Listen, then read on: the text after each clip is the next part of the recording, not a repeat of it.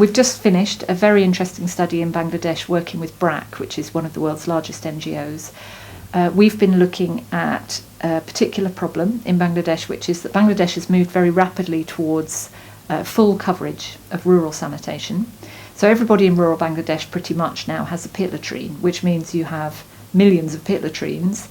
There are 163 million people in Bangladesh, so it's a lot of crap basically in holes in the ground. So the interesting question is, what are we going to do about that? We've been looking at technical solutions to treating fecal sludge, which you take out of pit latrines, looking at cost-efficient ways of converting that to agricultural inputs or energy, because crap turns out to have lots of lovely things in it. It's got lots of nitrogen, lots of phosphorus, lots of nutrients. But then the interesting problem in a rural area is not just do we have a technology which we can use to do that, but how do you get all that crap out of those pit latrines? How do you transport it? Where's the best place to locate your treatment facility so you get the least transport cost for the highest value product?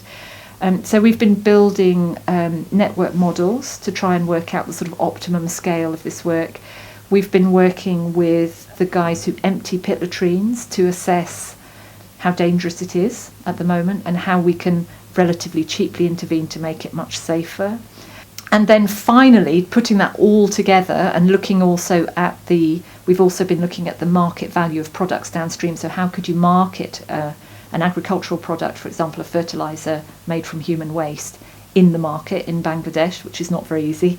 And if you put that all together, you can essentially work out, well, how much of that system could be self-financing and how much of it needs a public subsidy, and what's the best way to inject a public subsidy. To me, that project's like the perfect example of something that pulls in.